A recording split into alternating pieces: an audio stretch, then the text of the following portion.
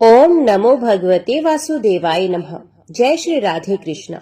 आप सभी का दिन शुभ और मंगलमय हो। रसपान कीजिए आज की कथा का।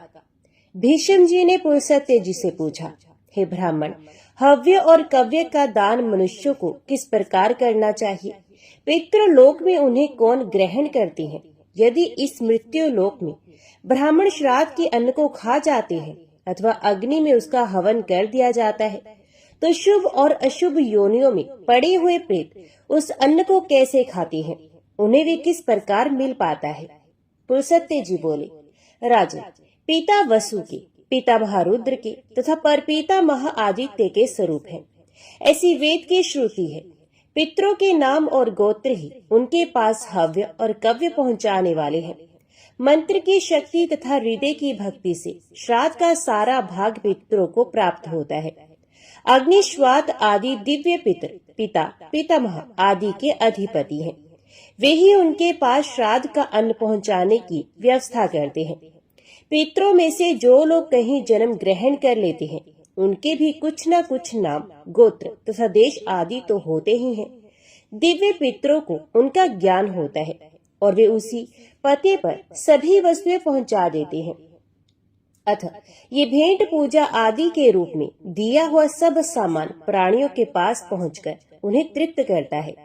यदि शुभ कर्मों के योग से पिता और माता दिव्य योनि को प्राप्त हुए हो, तो श्राद्ध में दिया हुआ अन्न अमृत होकर उस अवस्था में भी उन्हें प्राप्त होता है। वही दैत्य योनि में भोग रूप से, पशु योनि में तृण रूप से, सर्प योनि में वायु रूप से तथा यक्ष योनि में पान रूप से उपस्थित होता है। इसी प्रकार यदि माता पिता मनुष्य योनि में हो, तो उन्हें अन्न पान आदि अनेक रूपों में श्रद्धा अन्न की प्राप्ति होती है। ये श्राद्ध कर्म पुष्प कहा गया है। इसका फल है ब्रह्म की प्राप्ति। राजन, श्राद्ध से प्रसन्न हुए पितृ आयु, पुत्र, धन, विद्या, राज्य, लौकिक सुख, स्वर्ग तथा मोक्ष भी प्रदान करते हैं। भीष्म जी ने पूछा, ब्राह्मण, श्राद्ध कर्ता पुरुष दिन के किस भाग में श्राद्ध का अनुष्ठान करे तथा किन तीर्थों में किया हुआ श्राद्ध अधिक फल देने वाला होता है? पुरुषत्व जी बोले, राजन, पुष्कर नाम का तीर्थ सब तीर्थों में श्रेष्ठ माना गया है। वहाँ किया हुआ दान, होम और जप निश्चय ही अक्षय फल प्रदान करने वाला होता है। वे तीर्थ पितरों और ऋषियों को सदा ही परम प्रिय है। इसके सिवा नंदा, ललिता, हरिद्वार भी पुष्कर के ही समान उत्तम तीर्थ हैं। मित्रपद और केदार तीर्थ भी श्रेष्ठ हैं। गंगा सागर नामक तीर्थ को परम शुभदायक और सर्व तीर्थ में बताया जाता है। ब्रह्मसर तीर्थ और सतलुज नदी का जल भी शुभ है। नैमिषारण्य नामक तीर्थ तो सब तीर्थों का फल देने वाला है।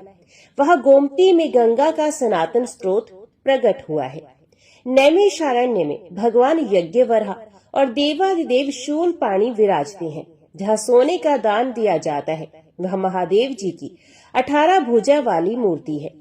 पूर्व काल में जहाँ धर्म चक्र की नेमी जीर्ण शीर्ण होकर गिरी थी, वही स्थान नैमिषारण्य के नाम से प्रसिद्ध हुआ। वहाँ सब तीर्थों का निवास है। जो वहाँ जाकर देवादिदेव वराह का दर्शन करता है, वे धर्मात्मा पुरुष श्री नारायण के धाम में जाता है। कोकामुख नामक क्षेत्र भी एक प्रधान तीर्थ है। ये इंद्रलोक का मार्ग है। यहाँ भी ब्रह्मा जी के पितृ तीर्थ का दर्शन होता है। वहाँ भगवान ब्रह्मा जी पुष्कराण्य में विराजमान है। ब्रह्मा जी का दर्शन अत्यंत उत्तम एवं मोक्ष रूप फल प्रदान करने वाला है। कृत्य नामक महान पुण्य में तीर्थ सब पापों का नाशक है। वहाँ आदि पुरुष नरसिंह स्वरूप भगवान जनार्दन स्वयं ही स्थित है। इक्षुमती नामक तीर्थ पितरों को सदा प्रिय है। गंगा और यमुना के संगम में भी पितृ सदा संतुष्ट रहते हैं। कुरुक्षेत्र अत्यंत पुण्य में तीर्थ है। वहाँ का पितृ तीर्थ संपूर्ण अभिष्ट फलों को देने वाला है। राजा, नीलकंठ नाम से विख्यात तीर्थ भी पितरों का तीर्थ है। इसी प्रकार परम पवित्र भद्रसर तीर्थ, मानसरोवर, मंदाकिनी, अशोदा, विपाशा, पुण्य सलीला सरस्वती, सर्व मित्रपद, महाफलदायक वैद्यनाथ, अत्यंत पावन शिप्रा नदी, कालिंजर गिरी, तीर्थोद्वन, हरदोत, गर्भभेद, महालय, भद्रेश्वर, विष्णुपद, नर्मदा द्वार तथा गया तीर्थ, ये सब पितृ तीर्थ हैं।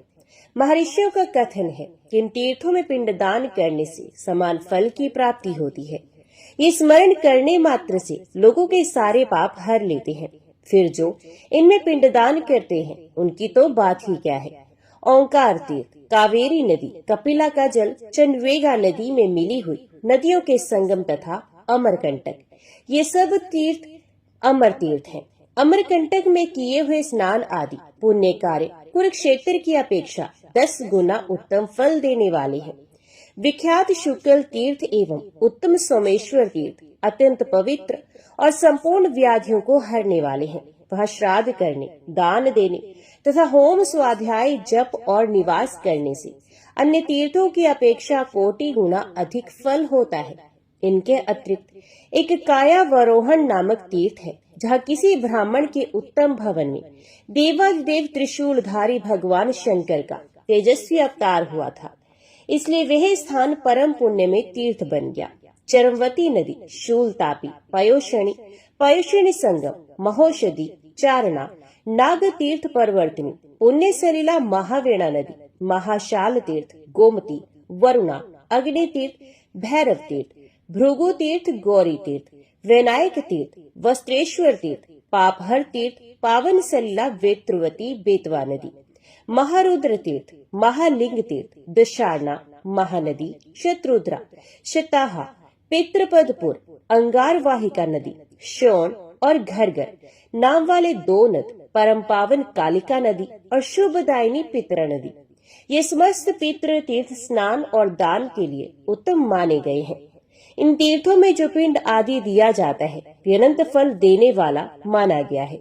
शतवटा नदी, ज्वाला, शरदोदी नदी, श्रीकृष्ण तीर्थ द्वारकापुरी, उद्गत सरस्वती, मालवती नदी, गिरिकर्णिका, दक्षिण समुद्र के तट पर विद्यमान भूत पाप तीर्थ, गोकर्ण तीर्थ, गजकर्ण तीर्थ, परम उत्तम चक्र नदी, श्रीशैल, शाक तीर्थ, नारसिंह तीर्थ, महेंद्र पर्वत तथा पावन सलिला महानदी, इन सब तीर्थों में किया हुआ श्राद्ध भी सदा अक्षय फल प्रदान करने वाला माना गया है। ये दर्शन मात्र से पुण्य उत्पन्न करने वाले तथा तत्काल समस्त पापों को हर लेने वाले हैं। पुण्य में तुंगभद्रा चक्रतीर्थी, भीमेश्वर तीर्थ, कृष्णवेणा, कावेरी, अंजना, पावन सलिला, गोदावरी, उत्तम त्रिसंध्या तीर्थ और समस्त तीर्थों से नमस्कृत त्र्यंबकम तीर्थ, जहाँ भीम नाम से प्रसिद्ध भगवान शंकर स्वयं विराजमान है, अत्यंत उत्तम है। इन सब में दिया हुआ दान कोटि गुना अधिक फल देने वाला है।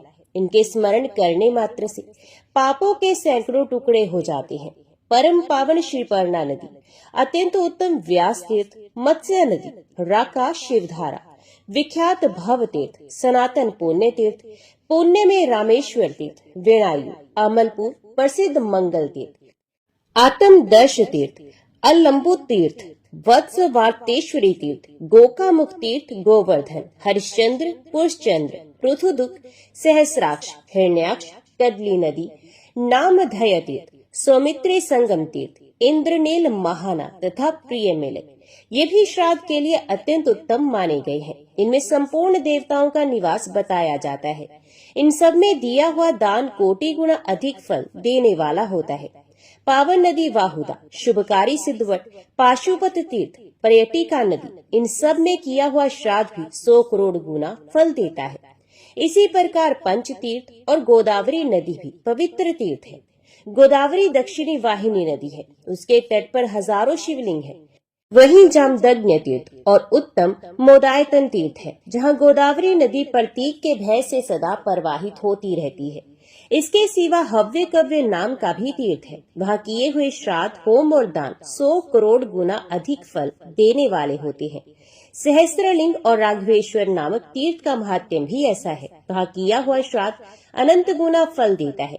शालिग्राम तीर्थ, प्रसिद्ध सोनपत तीर्थ, वैश्वानर तीर्थ, सारस्वत तीर्थ, स्वामी तीर्थ, मलंद्रा नदी, पुण्य सलिला, कोशिका, चंद्रका, विदर्भा, वेगा, कावेरी, उत्तरांगा और जालंधरगिरी, इन तीर्थों में किया हुआ श्राद्ध अक्षय हो जाता है। लोहदंड तीर्थ, चित्रकूट, सभी स्थानों में गंगा नदी के दिव्य एवं कल्याण में तट, कुब्जामृत, उर्वशी पूर्ण, संसार मोचन और ऋण मोचन तीर्थ, इनमें किया हुआ श्राद्ध अनंत होता है।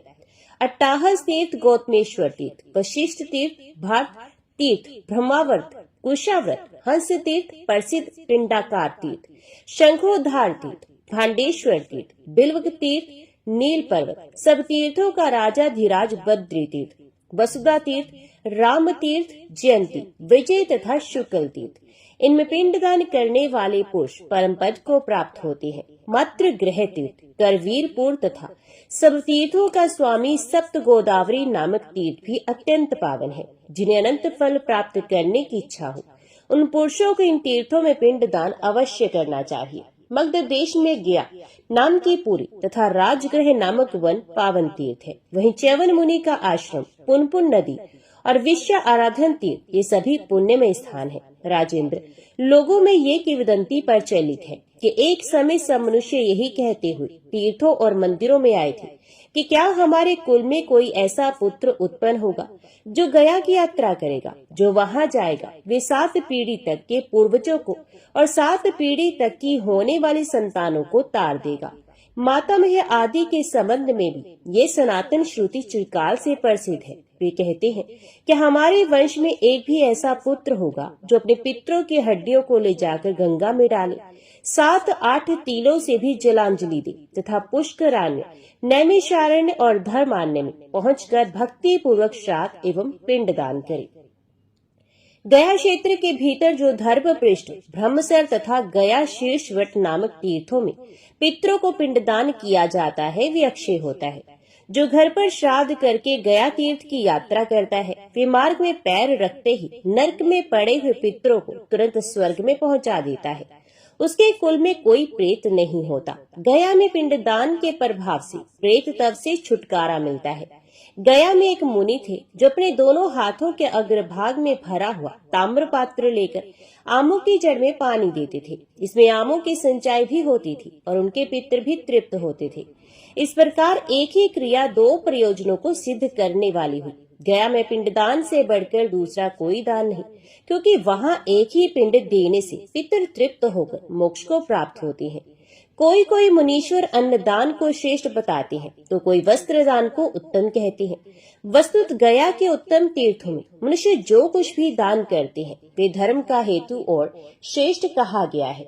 ये तीर्थों का संग्रह मैंने संक्षेप में बताया है। विस्तार से तो इसे बृहस्पति जी भी नहीं कह सकते, फिर मनुष्य की तो बात ही क्या।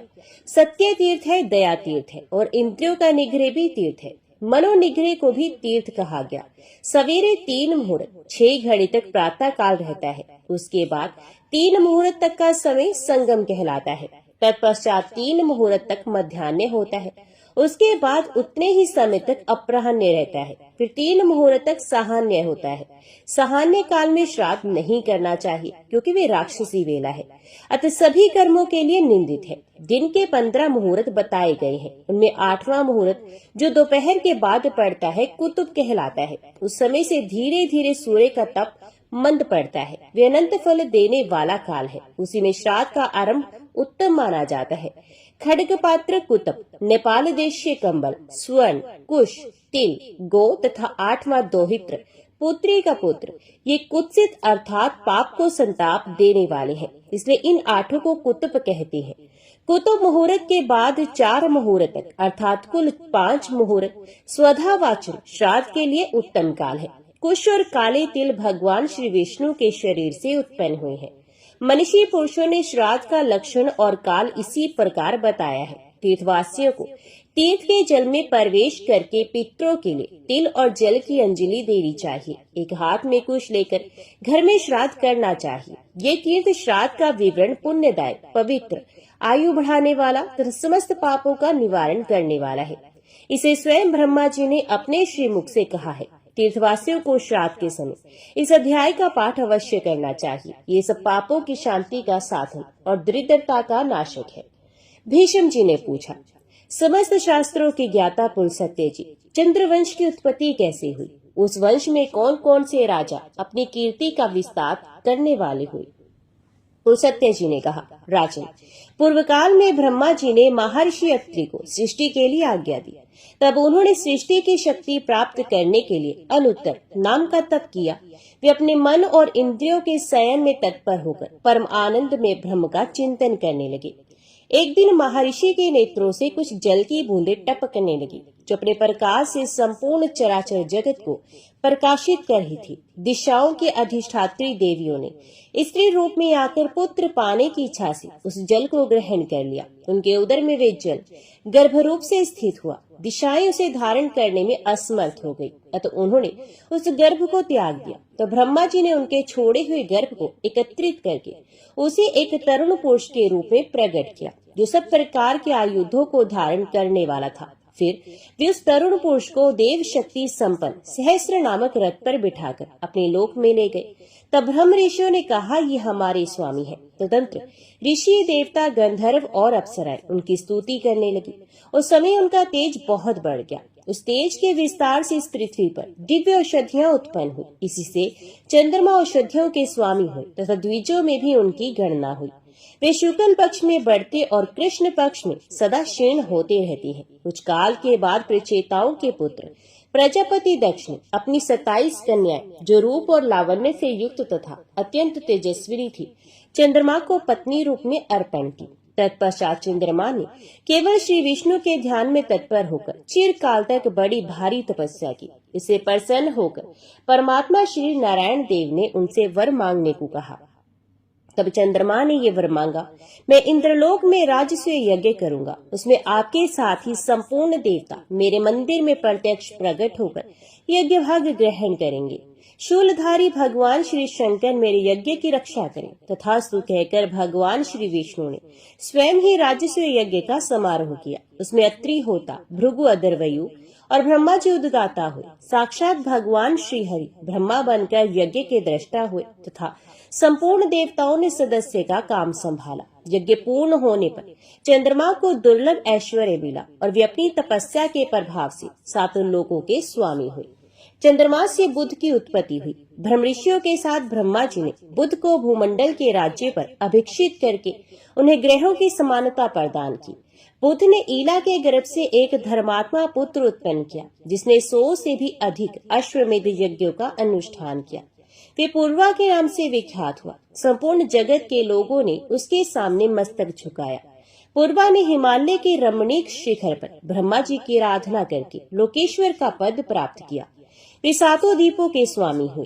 केशी आदि दैत्य ने उनकी दासता स्वीकार की। उर्वशी नाम की अप्सरा उनके रूप पर मोहित होकर उनकी पत्नी हो गई।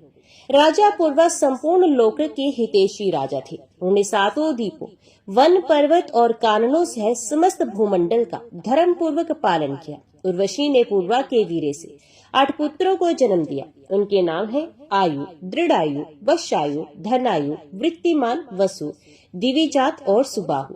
ये सभी दिव्य बल और पराक्रम से संपन्न थे। इनमें से आयु के 5 पुत्र हुए, नहुष, वृद्धशर्मा, रजि, दंभ और विपामा। ये पांचों वीर महारथी थे। रजि के 100 पुत्र हुए, जो राज्य के नाम से विख्यात थे। राजन, रजि ने तपस्या द्वारा पाप के संपर्क से रहित भगवान श्री नारायण की आराधना की। इसे संतुष्ट होकर श्री विष्णु ने उन्हें वरदान दिया, जिससे रजि ने देवता, असुर और मनुष्यों को जीत लिया। अब मैं नहुष के पुत्रों का परिचय देता हूँ। उनके 7 पुत्र हुए और वे सब के सब धर्मात्मा थे। उनके नाम हैं यति, याति, संयाति, उद्भव, पर, व्यति और विद्यासाति। ये सातों अपने वंश का यश बढ़ाने वाले थे। उनमें यति कुमार अवस्था में ही वानप्रस्थ योगी हो गए। याति राज्य का पालन करने लगे। उन्होंने एकमात्र धर्म की ही शरण ले रखी थी। दानवराज वृषपर्वा की कन्या शर्मिष्ठा तथा शुक्राचार्य की पुत्री सती देवयानी, ये दोनों उनकी पत्नियां थी। याति के 5 पुत्र हुए। देवयानी ने यदु और तुर्वसु नाम के 2 पुत्रों को जन्म दिया तथा शर्मिष्ठा ने ध्रुव, अनु और पुरु नामक 3 पुत्र उत्पन्न किए। उनमें यदु और पुरु ये दोनों अपने वंश का विस्तार करने वाले हुए। यदु से यादवों की उत्पत्ति हुई, जिनमें पृथ्वी का भार उतारने और पांडवों का हित करने के लिए भगवान बलराम और श्री कृष्ण प्रकट हुए हैं। यदु के 5 पुत्र हुए, जो देव कुमारों के समान थे। उनके नाम थे सहस्त्रजित, क्रोष्टु, नील, अंजिक और रघु। इनमें सहस्त्रजित ज्येष्ठ थे। उनके पुत्र राजा शतजित थे। शचित के हय, हय और उत्तालह, ये 3 पुत्र हुए जो बड़े धर्मात्मा थे। हय का पुत्र धर्मनेत्र के नाम से विख्यात हुआ। धर्मनेत्र के कुंभी, कुंभी के सहत और सहत के महिष्मान नामक पुत्र हुआ। महिष्मान से भद्रसेन नामक पुत्र का जन्म हुआ जो बड़ा प्रतापी था। वे काशीपुरी का राजा था। भद्रसेन के पुत्र राजा दुर्दर्श हुए। दुर्दर्श के पुत्र भीम और भीम के बुद्धिमान कनक हुए। कनक के कृताग्नि, कृतवीर्य, कृतधर्मा और कृतोजा, ये 4 पुत्र हुए जो संसार में विख्यात थे। कृतवीर्य का पुत्र अर्जुन हुआ जो 1000 भुजाओं से सुशोभित एवं 7 द्वीपों का राजा था। राजा कार्तवीर्य ने 10,000 वर्षों तक दुष्कर तपस्या करके भगवान दत्तात्रेय जी की आराधना की। पुरुषोत्तम दत्तात्रेय जी ने उन्हें 4 वरदान दिए। राजाओं में श्रेष्ठ अर्जुन ने पहले तो अपने लिए 1000 भुजाएं मांगी। दूसरे वर के द्वारा उन्होंने ये प्रार्थना की कि मेरे राज्य में लोगों को अधर्म की बात सोचते हुए भी मुझसे भय हो और वे अधर्म के मार्ग से हट जाए। तीसरा वरदान इस प्रकार था, मैं युद्ध में पृथ्वी को जीतकर धर्म पूर्वक बल का संग्रह करूं। चौथे वर के रूप में उन्होंने ये मांगा कि संग्राम में लड़ते लड़ते मैं अपनी अपेक्षा श्रेष्ठ वीर के हाथ से मारा जाऊं। राजा अर्जुन ने 7 द्वीप और नगरों से युक्त तथा 7 समुद्रों से घिरी हुई इस सारी पृथ्वी को क्षात्र धर्म के अनुसार जीत लिया था। उस बुद्धिमान नरेश की इच्छा करते ही 1000 भुजाएं प्रकट हो जाती थी। महाबाहु अर्जुन के सभी यज्ञों में पर्याप्त दक्षिणा बांटी जाती थी। सब में स्वर्ण में स्तंभ और सोने की ही वेदियां बनाई जाती थी। उन यज्ञों में संपूर्ण देवता सज धज कर विमानों पर बैठकर प्रत्यक्ष दर्शन देते थे। महाराज कार्तवीर्य ने 85,000 वर्षों तक एक क्षत्र राज्य किया। वे चक्रवर्ती राजा थे। योगी होने के कारण अर्जुन समय समय पर मेघ के रूप में प्रकट हो वृष्टि के द्वारा प्रजा को सुख पहुंचाते थे। प्रत्यंचा के आघात से उनकी भुजाओं की त्वचा कठोर हो गई थी। जब वे अपनी हजारों भुजाओं के साथ संग्राम में खड़े होते थे उस समय सहस्रों किरणों से सुशोभित शरतकालीन सूर्य के समान तेजस्वी जान पड़ते थे। परम कांतिमान महाराज अर्जुन महिष्मतीपुरी में निवास करते थे और वर्षा काल में समुद्र का वेग भी रोक देते थे। उनके हजारों भुजाओं के आलोडन से पृथ्वी समुद्र शुद्ध हो उठता था और उस समय पातालवासी महान असुर लुक छिपकर निश्चेष्ट हो जाते थे। एक समय की बात है कि वे अपने 5 बाणों से अभिमानी रावण को सेना सहित मूर्छित करके महिष्मतीपुरी में ले आए। वहां ले जाकर उन्होंने रावण को कैद में डाल दिया। तब मैं पुलसत्य अर्जुन को प्रसन्न करने के लिए गया। राजन, मेरी बात मानकर उन्होंने मेरे पुत्र को छोड़ दिया और उसके साथ मित्रता कर ली। किंतु विधाता का बल और पराक्रम अद्भुत है, जिसके प्रभाव से भृगु नंदन परशुराम जी ने राजा कार्तवीर्य की हजारों भुजाओं को सोने की तालवन की भांति संग्राम में काट दिया। कार्तवीर्य अर्जुन के 100 पुत्र थे, किंतु उनमें 5 महारथी, अस्त्र विद्या में निपुण, बलवान, शूर, धर्मात्मा और महान व्रत का पालन करने वाले थे। उनके नाम थे शूरसेन, शूर, धृष्ट, कृष्ण और जयध्वज। जयध्वज का पुत्र महाबली तालझंग हुआ। तालझंग के 100 पुत्र हुए, जिनकी तालझंग के नाम से ही प्रसिद्धि हुई। इन वंशी राजाओं के 5 कुल हुए, वितिहोत्र, भोज, अवंती, तुंडकेर और विक्रांत। ये सबके सब तालझंग ही कहलाए। वितिहोत्र का पुत्र अनंत हुआ जो बड़ा पराक्रमी था। उसके दुर्जय नामक पुत्र हुआ जो शत्रुओं का संहार करने वाला था। राजेंद्र, अब यदुपुत्र क्रोष्टु के वंश का, जिसमें श्रेष्ठ पुरुषों में जन्म लिया था। क्रोष्टु के ही वंश में भगवान श्री कृष्ण का अवतार हुआ। क्रोष्टु के पुत्र महामना वृजनीवान हुए। उनके पुत्र का नाम स्वाति था। स्वाति से कुशंकु का जन्म हुआ। कुशंकु से चित्ररथ उत्पन्न हुए जो शशविंदु नाम से विख्यात चक्रवर्ती राजा हुए। शशविंदु के 10,000 पुत्र हुए। वे बुद्धिमान, सुंदर, प्रचुर, वैभवशाली और तेजस्वी थे। उनमें भी 100 प्रधान थे। उन 100 पुत्रों में भी जिनके नाम के साथ पृथु शब्द जुड़ा था, वे महान बलवान थे। उनके पूरे नाम इस प्रकार है: पृथुश्रवा, पृथु यशा, पृथु तेजा, पृथु उद्धव, पृथु कीर्ति और पृथुमती। पुराणों के ज्ञाता पुरुष उन सब में पृथुश्रवा को श्रेष्ठ बताते हैं। पृथुश्रवा से उष्णा नामक पुत्र हुआ जो शत्रुओं को संताप देने वाला था। उष्णा का पुत्र शिनेयु हुआ जो सज्जनों में श्रेष्ठ था। शिनेयु का पुत्र रुकम कवच नाम से प्रसिद्ध हुआ। वे शत्रु सेना का विनाश करने वाला था। राजा रुकम कवच ने एक बार अश्वमेध यज्ञ का आयोजन किया और उसमें दक्षिणा के रूप में ये सारी पृथ्वी ब्राह्मणों को दे दी। उसके रुकमेशु, प्रथम रकुम, ज्यामक, परिग और हरि, ये 5 पुत्र उत्पन्न हुए जो महान बलवान और पराक्रमी थे। उनमें से परिक और हरि को उनके पिता ने विदेह देश के राज्य पर स्थापित किया। रुकमेशु राजा हुआ और पृथु रुकुम उसके अधीन होकर रहने लगे। उन दोनों ने मिलकर अपने भाई जयामग को घर से निकाल दिया। जयामग ऋक्षवान पर्वत पर जाकर जंगली फल मूलों से जीवन निर्वाह करते हुए वहां रहने लगा। जयामग की स्त्री शैव्या बड़ी सती साध्वी स्त्री थी। उसे विदर्भ नामक पुत्र हुआ। विदर्भ से 3 पुत्र हुए, कृथ, कौशिक और लोमपाद। राजकुमार कृथ और कौशिक बड़े विद्वान थे तथा लोमपाद परम धर्मात्मा थे। तत्पश्चात राजा विदर्भ ने और भी अनेकों पुत्र उत्पन्न किए जो युद्ध कर्म में कुशल तथा शूरवीर थे। लोमपाद का पुत्र बभ्रू और बभ्रू का पुत्र हेती हुआ। कौशिक के चिदी नामक पुत्र हुआ जिसे चैत्य राजाओं की उत्पत्ति बताई जाती है। विदर्भ का जो कृथ नामक पुत्र था उसे कुंती का जन्म हुआ। कुंती से धृष्ट और धृष्ट से पृष्ठ की उत्पत्ति हुई। पृष्ठ प्रतापी राजा था। उसके पुत्र का नाम निर्वर्ती था। वे परम धर्मात्मा और शत्रु वीरों का नाशक था। निर्वर्ती के दुशाह नामक पुत्र हुआ जिसका दूसरा नाम विदुर था। दुशाह का पुत्र भीम और भीम का जीमूत हुआ। जीमूत के पुत्र का नाम विकल था। विकल से भीमरथ नामक पुत्र की उत्पत्ति हुई। भीमरथ का पुत्र नवरथ, नवरथ का दृढ़रथ और दृढ़रथ का पुत्र शकुनी हुआ। शकुनी से करम्ब और करम्ब से देवरात का जन्म हुआ। देवरात के पुत्र महायशस्वी राजा देवशत्रु हुए। देवशत्रु का पुत्र देव कुमार के समान अत्यंत तेजस्वी हुआ। उसका नाम मधु था। मधु से कुरुवश का जन्म हुआ। कुरुवश के पुत्र का नाम पुरुष था। वे पुरुषों में श्रेष्ठ हुआ। उसे विदर्भ कुमारी भद्रवती के गर्भ से जंतु का जन्म हुआ। जंतु का दूसरा नाम पुरुदसु था। जंतु की पत्नी का नाम वेदत्री था। उसके गर्भ से सत्वगुण संपन्न सात्वती की उत्पत्ति हुई जो सात्वत वंश की कीर्ति का विस्तार करने वाले थे। सत्वगुण संपन्न सात्वत से उनकी रानी कौशल्या ने भजनी, भजमान, दिव्य राजा देवाव्रत, अंधक, महाभोज और वृष्णि नाम के पुत्रों को उत्पन्न किया। इनसे 4 वंशों का विस्तार हुआ। इनका वर्णन सुनो। भजमान की पत्नी संजय कुमारी संजय के गर्भ से भाज नामक पुत्र की उत्पत्ति हुई। भाज से भाजकों का जन्म हुआ। भाज की 2 स्त्रियां थी।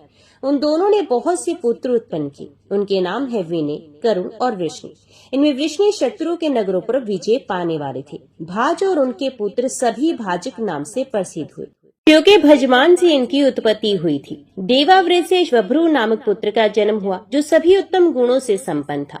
पुराणों के ज्ञाता विद्वान पुरुष महात्मा देवाव्रत के गुणों का बखान करते हुए इस वंश के विषय में इस प्रकार अपना उद्गार प्रकट करते हैं। देवाव्रत देवताओं के समान है और बभ्रू समस्त मनुष्यों में श्रेष्ठ हैं। देवाव्रत और बभ्रू के उपदेश से 76,000 मनुष्य मोक्ष को प्राप्त हो चुके हैं। बभ्रू से भोज का जन्म हुआ जो यज्ञ, दान और तपस्या में धीर, ब्राह्मण भक्त, उत्तम व्रतों का दृढ़ता पूर्वक पालन करने वाले, रूपवान तथा महातेजस्वी थे।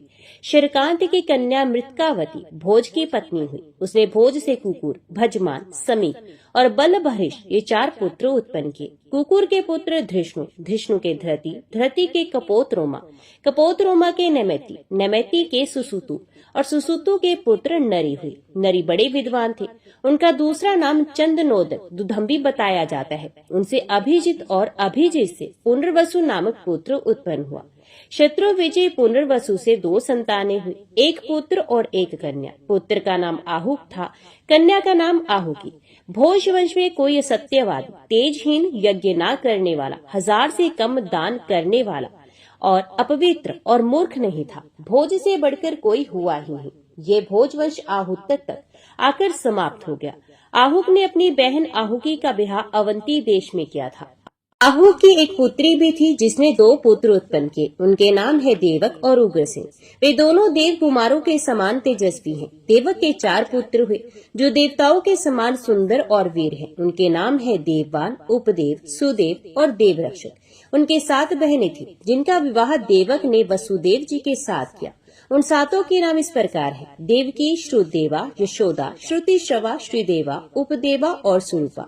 उग्रसेन के 9 पुत्र हुए। उनमें कंस सबसे बड़ा था। शेष के नाम इस प्रकार है: नयग्रोध, सुनामा, कंक, शंकु, सुभु, राष्ट्रपाल, बदमुष्टि और सुमुष्टि। उनके 5 बहनें थी: कंसा, कंसवती, सुरभि, राष्ट्रपाली और कंका। ये सबकी सब बड़ी सुंदरी थी। इस प्रकार संतानों सहित उग्रसेन तक कुकुर वंश का वर्णन किया गया। भोज के दूसरे पुत्र भजमान के विदुरथ हुआ। वे रथियों में प्रधान था। उसके 2 पुत्र हुए, राजाधिदेव और शूर। राजाधिदेव के भी 2 पुत्र हुए, शोणाशव और श्वेतवाहन। वे दोनों वीर पुरुषों के सम्माननीय और क्षत्रिय धर्म का पालन करने वाले थे। शोणाशव के 5 पुत्र हुए।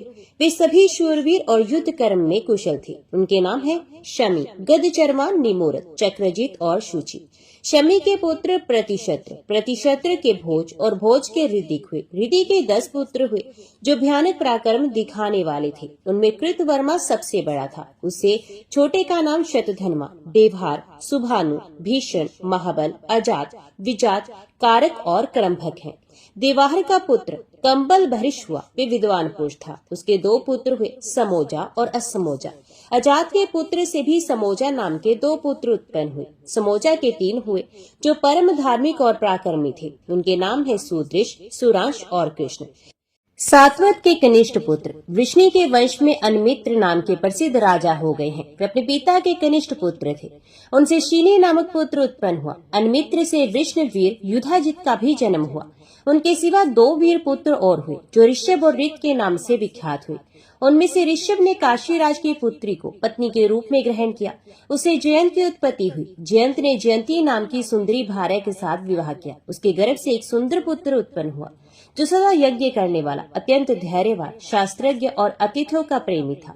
उसका नाम अक्रूर था। अक्रूर यज्ञ की दीक्षा ग्रहण करने वाले और बहुत सी दक्षिणा देने वाले थे। उन्होंने रत्न कुमारी शैब्य के साथ विवाह किया और उसके गर्भ से 11 महाबली पुत्रों को उत्पन्न किया।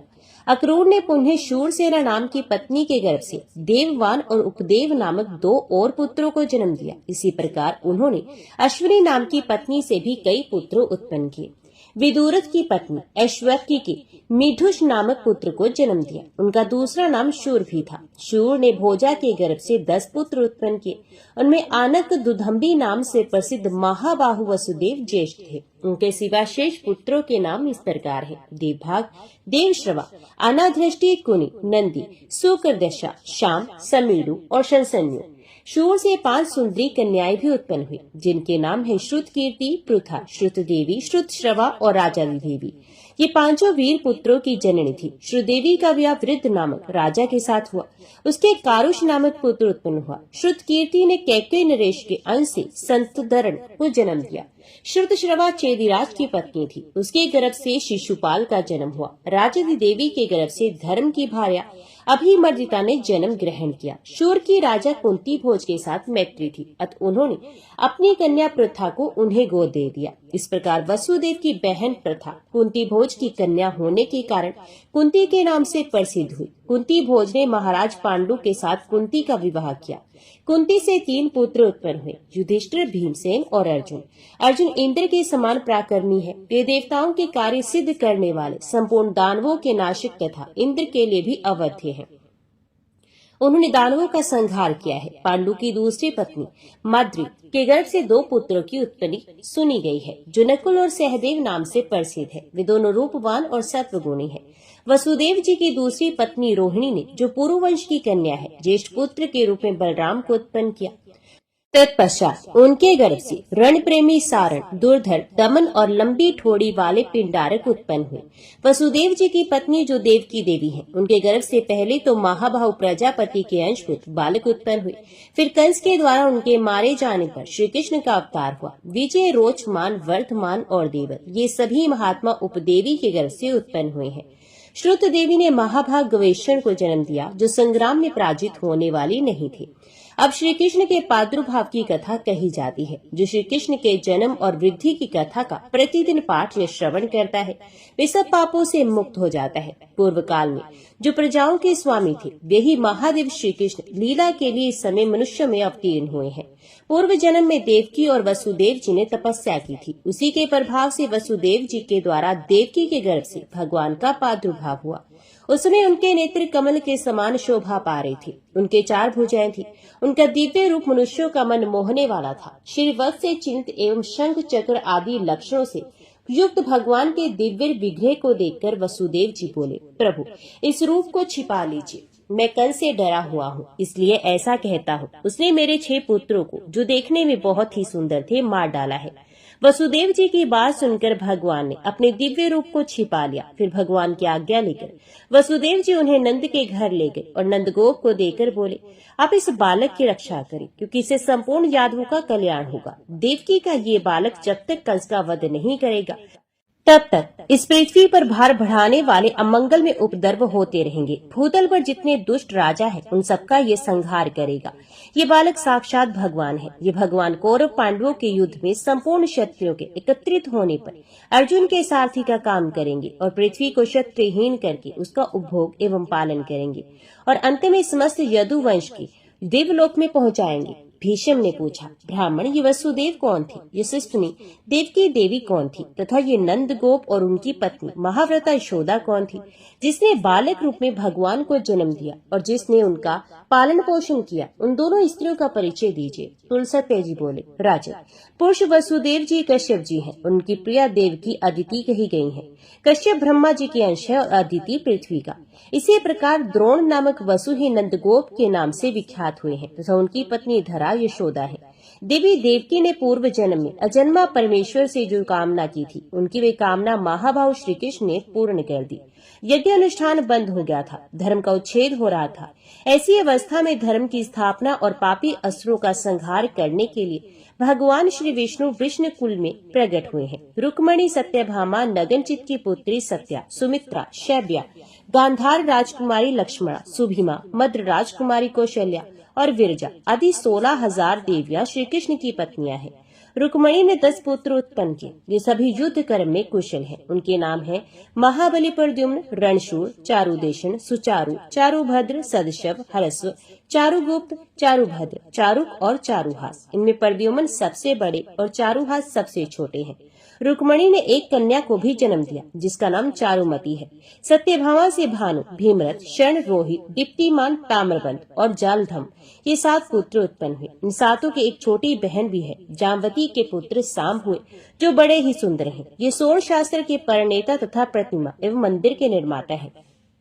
मित्रविंदा ने सुमित्र, चारों मित्र और मित्रविंद को जन्म दिया। मित्रवाहु और सुनीत आदि सत्या के पुत्र हैं। इस प्रकार श्री कृष्ण के हजारों पुत्र हुए। प्रद्युम्न के विदर्भ कुमारी रुकुमवती के गर्भ से अनिरुद्ध नामक परम बुद्धिमान पुत्र उत्पन्न हुआ। अनिरुद्ध संग्राम में उत्साहपूर्वक युद्ध करने वाले वीर है। अनिरुद्ध से मृगकेतन का जन्म हुआ। राजा सुपार्श्व की पुत्री काम्या ने साम से तरस्वी नामक पुत्र प्राप्त किया। प्रमुख वीर एवं महात्मा यादवों की संख्या 3 करोड़ 60 लाख के लगभग है। वे सभी अत्यंत पराक्रमी और महाबली हैं। उन सबके देवताओं के अंश से उत्पत्ति हुई है। देवासुर संग्राम में जो महाबली असुर मारे गए थे, वे इस मनुष्य लोक में उत्पन्न होकर सबको कष्ट दे रहे थे। उन्हीं का संहार करने के लिए भगवान यदुकुल में अवतीर्ण हुए हैं। महात्मा यादवों के 101 कुल हैं। भगवान श्री कृष्ण उन सबके नेता और स्वामी हैं तथा संपूर्ण यादव भी भगवान की आज्ञा के अधीन रहकर रिद्धि सिद्धि से संपन्न हो रहे हैं। पंडित परशुराम जी जयपुर के अंतर्गत खंडेला के शेखावत सरदार के राजपुरोहित थे। इनकी पुत्री का नाम करमेती था। करमेती का मन बचपन से ही भगवान में लग गया था। वे बालिका निरंतर श्री कृष्ण का ध्यान तथा नाम जप किया करती थी। कभी वे हाय नाथ कहकर क्रंदन करती, कभी कीर्तन करते हुए नाचने लगती और कभी हंसते हंसते लोटपोट हो जाती। नन्ही सी बच्ची के भगवत प्रेम को देखकर घर के लोग प्रसन्न हुआ करते थे। करमेती की इच्छा विवाह करने की नहीं थी, परंतु लज्जावश कुछ कह नहीं सकी। पिता ने उसका विवाह कर दिया, लेकिन जब ससुराल वाले उसे लेने आए तब वे व्याकुल हो उठे। जो शरीर श्याम सुंदर का हो चुका, उसे दूसरे के अधिकार में कैसे किया जा सकता है? उसने अपने प्रभु से प्रार्थना की और जो कातर होकर उन श्री वृंदावन चंदन को पुकारता है, उसे अवश्य ही मार्ग मिल जाता है। करमेती को भी एक उपाय सूझ गया। आधी रात को जबकि सब लोग सो रहे थे, ये अकेली बालिका चुपचाप घर से निकल पड़ी और वृंदावन के लिए चल पड़ी। सवेरे घर में करमेती के नाम मिलने पर हलचल मच गई। परशुराम पंडित जानते थे कि उनकी पुत्री कितनी पवित्र है, किंतु लोक लाज के भय से अपने यजमान राजा के पास गए। राजा ने अपने पुरोहित की सहायता के लिए चारों ओर घुड़सवार भेजे कि वे करमेती को ढूंढ लाएं। करमेती दौड़ी चली जा रही थी। रात्रि भर में वे कितनी दूर निकल आई सो उसे पता ही नहीं। सवेरा होने पर वे भागी ही जा रही थी। उसने घोड़ों की टाप का शब्द सुना। उसे डर लगा कि घुड़सवार उसे ही पकड़ने आ रहे हैं। आसपास न कोई वृक्ष था, न कोई दूसरा छिपने का स्थान, किंतु एक ऊंट मरा पड़ा था और रात्रि में श्रृंगालों ने उसके पेट का भाग खा लिया था। करमेती की दृष्टि ऊंट के पेट में बनी कंदरा पर गई। इस समय वे सांसारिक विषयों की भयंकर दुर्गंध से भाग रही थी। मरे ऊंट के शरीर से निकलने वाली गंध उसे विषयों की दुर्गंध के सामने तुच्छ जान पड़ी। भागकर वे ऊंट के पेट में छिप गई। घुड़सवार पास आए तो दुर्गंध के मारे उन्होंने उस ऊंट की ओर देखा तक नहीं। वहां से शीघ्रता पूर्वक वे आगे बढ़ गए और अंत में हताश होकर वापस लौट गए। माता पिता आदि भी पुत्री के संबंध में निराश हो गए। जिसकी कृपा से विष अमृत हो जाता है, अग्नि शीतल हो जाती है, उसकी कृपा वर्षा करमेती पर हो रही थी। ऊंट के शरीर में वे भूखी प्यासी 3 दिन छिपी रही। उस सड़े ऊंट के शरीर की गंध उसके लिए सुगंध में बदल गई थी। चौथे दिन वे वहां से निकली। मार्ग उसका जाना हुआ नहीं था, किंतु जो सबका एकमात्र मार्गदर्शक है, उसकी ओर जाने वाले को मार्ग ढूंढना नहीं पड़ता, मार्ग ही उसे ढूंढ लेता है। करमेती को साथ मिल गया और वे वृंदावन पहुंच गए। वहां पहुंचकर मानो वे आनंद के समुद्र में मगन हो गई। जब परशुराम पंडित को अपनी पुत्री का कहीं पता न चला तब वृंदावन आए, लेकिन भला वृंदावन में करमेती को जानता पहचानता कौन था के पता लगता। एक दिन वृक्ष पर चढ़कर परशुराम पंडित इधर उधर देख रहे थे। ब्रह्मकुंड पर उन्हें एक वैरागिनी दिखाई पड़ी। वहां जाने पर उन्होंने देखा कि साधु के वेश में करमेती ध्यान मगन बैठी है। पुत्री की दीनहीन बाहरी दशा को देखकर पिता को शोक तो हुआ, परंतु उसके भगवत प्रेम को देखकर वे अपने को धन्य मानने लगे। कई घंटे बैठे रहने पर भी जब करमेती का ध्यान भंग नहीं हुआ, तब पिता ने उसे हिला डुला कर जगाया कि उससे घर चलकर भजन करने का आग्रह करने लगे। करमेती ने कहा, पिताजी, यहाँ आकर भी कोई कभी लौटा है? मैं तो वृद्ध राजकुमार के प्रेम में डूबकर मर चुकी हूँ। अब मुर्दा यहाँ से कैसे उठूं? अंततः परशुराम जी उसके भक्ति भाव को देखकर वापस घर लौट आए। राजा ने जब ये समाचार सुना तब वे भी करमेती के दर्शन करने वृंदावन आया। राजा के बहुत आग्रह करने पर करमेती बाई ने एक छोटी कुटिया बनवाना स्वीकार कर लिया। राजा ने करमेती बाई के लिए ब्रह्मकुंड के पास एक मठिया बना दी। करमेती बाई की भक्ति ने राजा को भी भक्त बना दिया।